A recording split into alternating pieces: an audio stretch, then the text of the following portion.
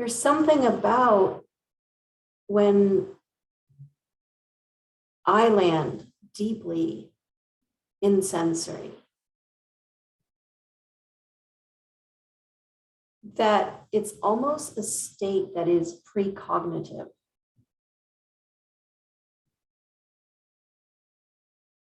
There are no more words happening. The narrative that's usually there seems to quiet down. Or if it's there, it's not front and center. It's just this thing that's happening in the background.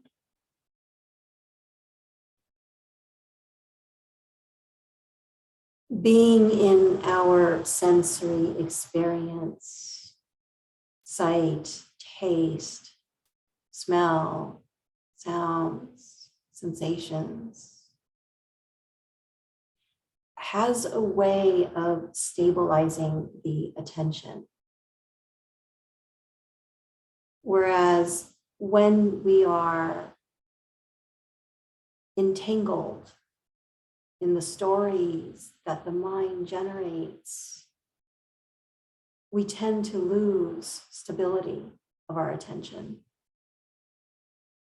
We get pulled from one way to the next. New feelings arise, more thoughts proliferate, and we get removed from connection from our actual experience. And so there's something soothing about resting in the sensory field, because it tends to be neutral, if not pleasant, and not triggering. And of course, there's exceptions to this, such as if I'm feeling body pain, or if there's very loud sounds or unexpected sensory input that might be triggering. But for the most part, it's more neutral than following thoughts.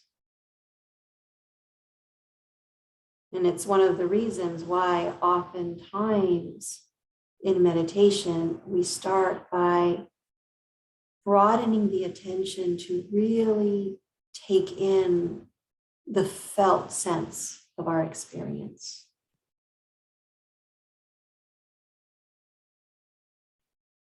And perhaps part of the soothing is the unconscious safety that the body receives when it knows that we are now attuned to our capacity to understand what's happening around us.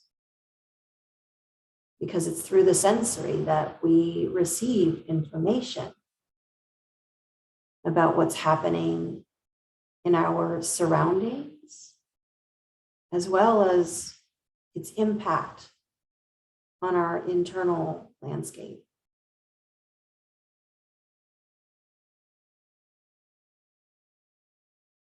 If we were to watch our experience carefully, generally the sequence of events is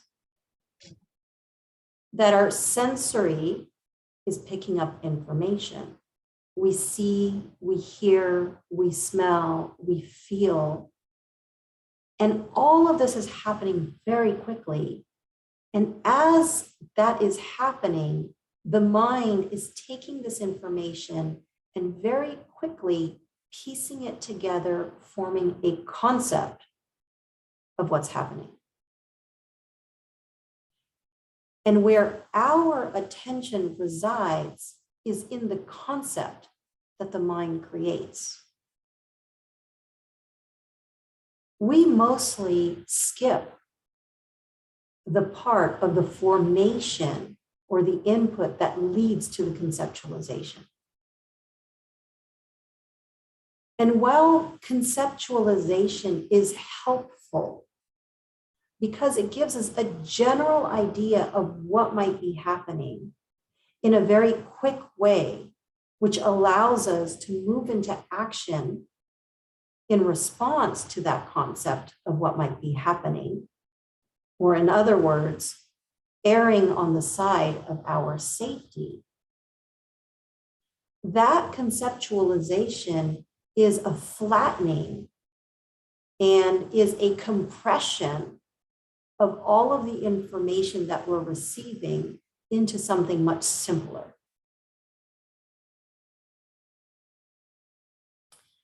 And that concept that we generate is something that the conscious mind can understand by running that concept to previous memories and experiences, making very quick associations where that concept now gains meaning and becomes solidified into a story. And so this is the sequence of event that's happening. We're continuously picking up information and continuously generating a story with no gaps in between about our life. And these stories have the capacity to generate more emotional, physical response, more concepts, and it proliferates to many complex layers of what we'll call reality. And all of this has an impact and generates more rippling effects of emotional and physical responses.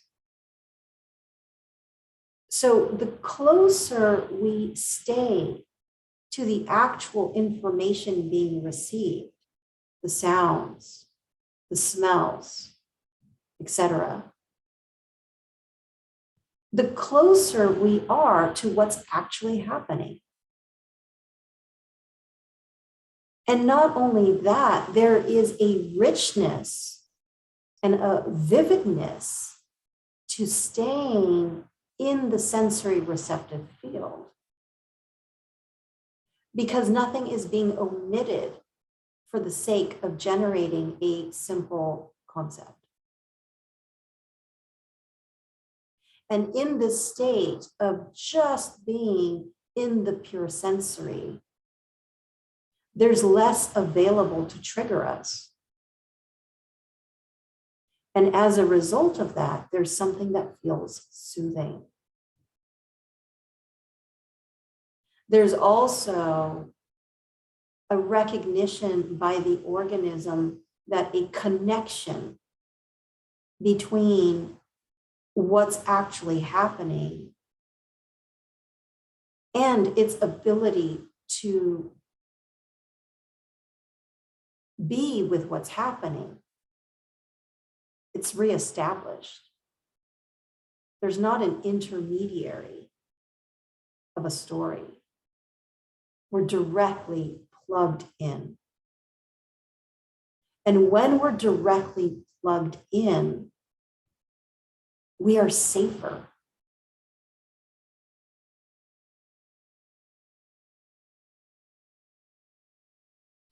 Now, there's only so much that this being can take. And so if what is happening is too much for it to digest, which is in the case of trauma, it's too much, it shuts off consciousness. Because consciousness is going to try to make sense of what's happening and doesn't have the capacity or resources or the awareness or the wisdom to understand what's happening. So consciousness gets cut off. Disassociation happens.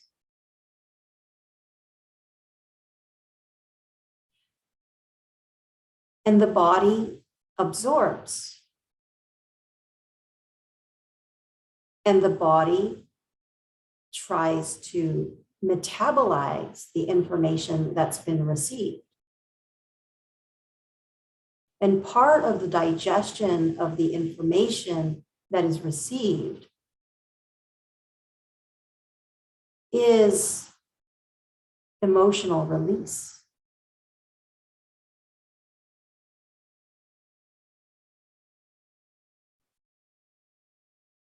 And when we live in a culture and society that has a stigma against unpleasant emotions, that has as a reference point that we should be feeling good, and not just good, but intensely good about everything. The moment we start feeling the unpleasantness and attach the label not wanting it, and attach the concept something is wrong, and move into stopping it from happening, we repress the full integration and metabolism of what happened. And it stays in a freeze state within our body. And when the body has resources, or if something similar happens that re-triggers the memory of where it might be important to digest and fully understand that quickly, again, the process rises to the surface, to consciousness, to be digested. And again, because of the discomfort and the intensity of it, we push it back under. And so we stay trapped in this perpetual state of not being able to move forward.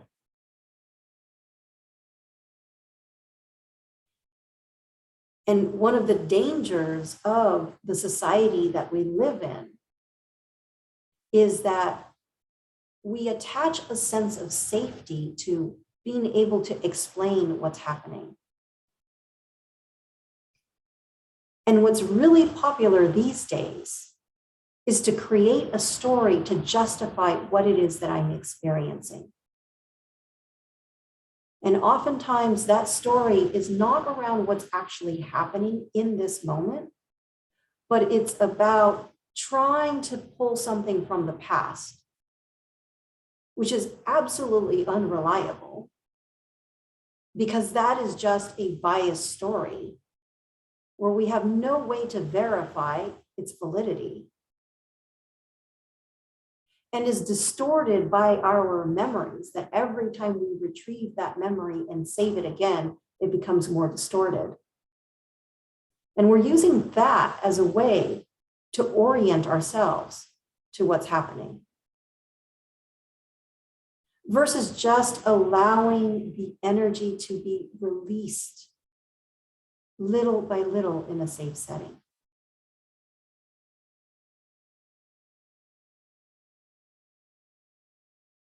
So that we stay in the world or the realm of more concepts than stories.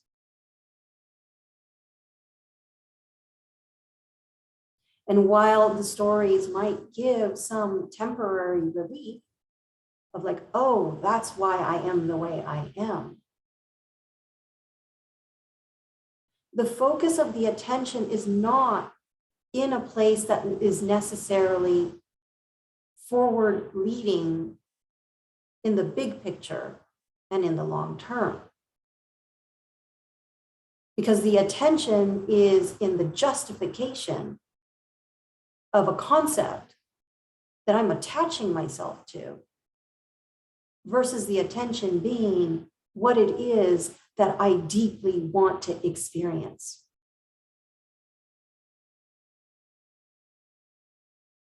So it focuses on what I don't want to experience and the story about why it is that I'm experiencing, versus attending to the heart and connecting with what is the yearning.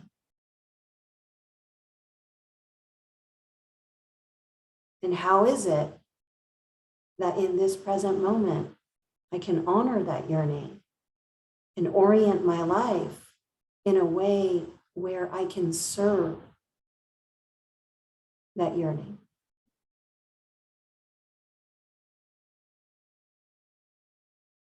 One strategy is about coping.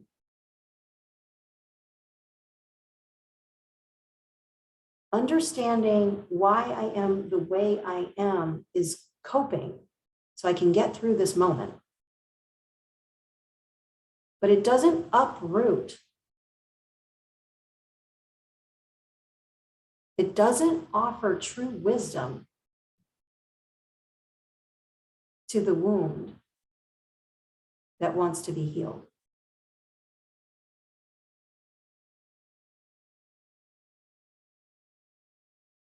That is something that is precognitive, the access to this wisdom.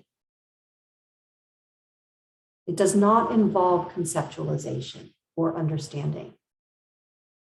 It involves feeling, seeing, connecting, being with,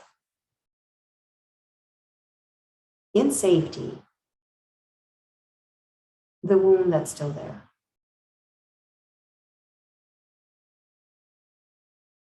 And when we're able to do this or experience this, there is a movement that is so much deeper and effective than any kind of explanation or change in our behavior or repression of how we are.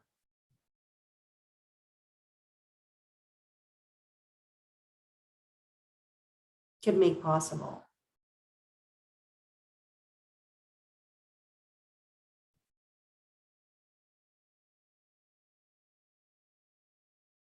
And so the invitation is to start exploring this realm of the precognitive. And what I mean by that is this realm of direct experiencing and being in our sensory perceptual field before we have a position or definition of what exactly that is.